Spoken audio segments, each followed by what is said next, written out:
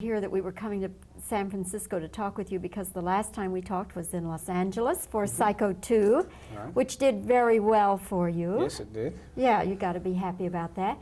And I enjoyed Cloak and Dagger. I really Well, thank did. you. It's a change of pace from Psycho 2.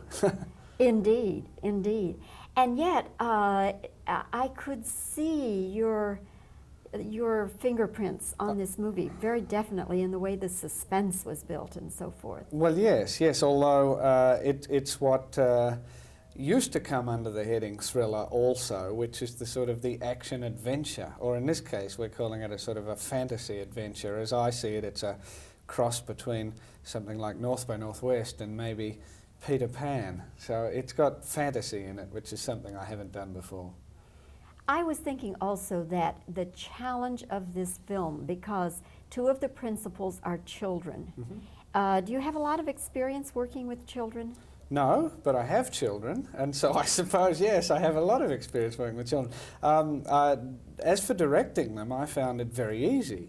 I guess the reason people are leery of it normally is that kids can't have had the training or experience of adult actors, but they take direction very well. You say, move here and do this, and they say, yes, sir, and do it. It's very easy. The challenge really with this picture was to make a movie where everybody would be with the little boy. You know, an 11-year-old hero is not exactly Robert Redford, and to try to get adults to become emotionally involved with a kid, I don't think has ever been done before. I mean, there's some wonderful pictures with kids in them, The Fallen Idol among others, but that sense of being involved with the character I don't think has worked. And we sort of cheated in that we gave him an adult alter ego, the Jack Flack character, so that there was the boy and the man in all situations. Henry, to me, is a phenomenal little actor. I look at his work and I'm really sometimes in awe of his concentration and of what he can do, you know, acting with his eyes, which a lot of adult actors never actually master. No, he seems to be able to think exactly what you want him to. I mean, there's one moment in the picture where a plane blows up and he's knocked over by the explosion and he's supposed to cry. Now, I had no idea how one would go about coaching even an adult actor to do that, so I thought, well, just for the fun of it, Henry, we'll flash this light here, you fall over and you start to cry. He said, okay. We rolled the camera and he did it. Within 20 seconds he had tears pouring down his face. Even his mother doesn't know how he does it. He must have something, though, that he draws on, don't you think? He has an incredibly vivid imagination. You know, the whole premise of this movie, which is that a boy who's playing a fantasy adventure game gets involved in a real fantasy adventure, is something that came from Henry. He's actually a Dungeon and Dragon master. He can teach kids and referee games of Dungeons and Dragons, which are incredibly complicated. And when he's playing them, he gets so carried away that he really believes it's all happening. And it's that power of imagination, I think. Can he recreate it, though, for take 2, take 3, take 4? Yeah, but you don't often need to go to take 2 or 3 or 4 with him. He's extraordinary. And he doesn't know his lines when he comes on the set. He learns them just before you do the shot, which is amazing to me. He goes over to the script supervisor, reads the lines once and can do 2 or 3 minutes of dialogue without making a mistake. What do you see for him, Richard, down the line when he gets to be, you know, 16, 18, 20? Well, fortunately, his parents have been very clever, in my opinion, and they've kept him well out of the limelight when he's not working. So I think we're going to see a lot of Henry in the future. His voice hasn't broken yet, but it nearly, I thought it was starting to. One day he had to do a scene on Cloak and Dagger, and his voice, he got a bobble in his voice, and he said, oh, I don't know what's wrong with me, and we all said, we know. But his voice still hasn't broken, so we'll see. I've been stifling the urge to sneeze. I think it has passed. Never happened to me before that I have sneezed during an interview. a great deal of the film was made in San Antonio. Uh-huh. And was that a good experience working in Texas, or is that, were there some problems there? No, we didn't have problems at all. It was delightful, particularly for me, because Texans remind me of Australians. I enjoyed it a lot. The only thing that resembled a problem was that, as you're probably aware, one can't even take photographs in the Alamo. And so to do the scene at the Alamo, we had to rebuild a section of the interior of the Alamo. We filmed outside the Alamo, but we couldn't bring our cameras on the property. That was the only thing that resembled a problem, but the people were very nice to us.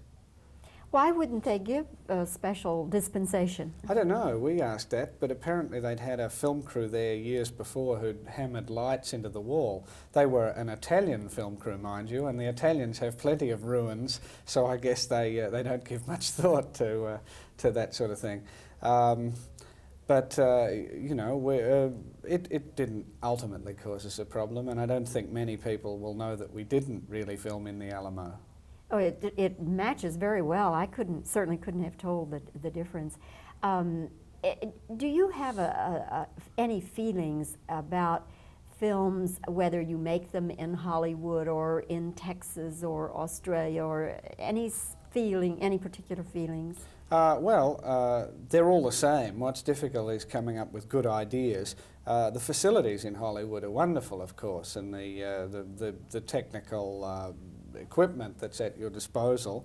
I enjoy working on sound stages because things are very controllable, but of course we don't have sound stages in Australia. I believe you have one in Texas now.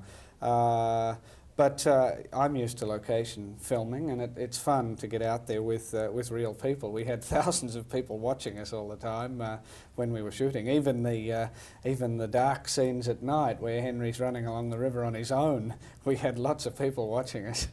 Yes, that's always attracts the crowds, doesn't it? Yes, that's right. Well, Richard, it's nice to talk with you again. Nice to and talk with you. we hope that you'll come back to Texas and make another film, or just come back and see us. Thank you. Nice to see you.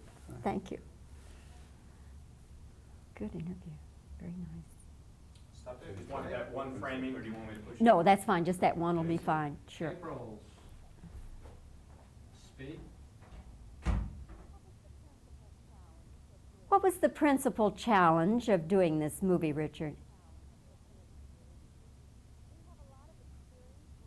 Do you have a lot of experience working with children?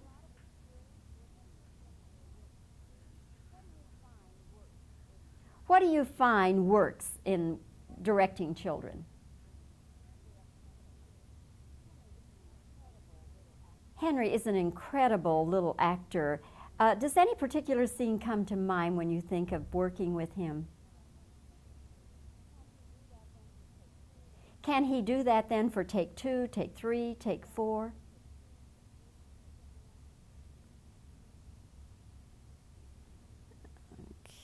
Okay. Do you have any particular feelings about whether you shoot a film in Texas or Hollywood or Australia?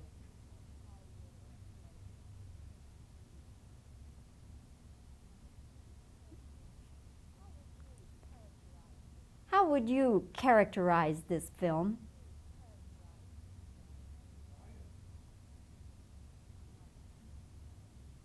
Now I'll just give you some reactions.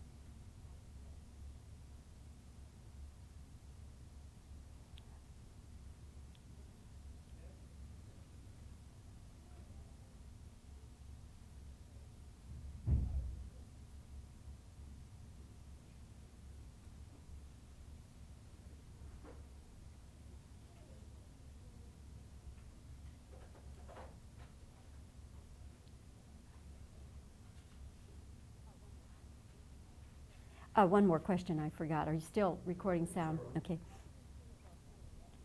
What do you see for Henry as an actor as he gets to be 16, 17, 18?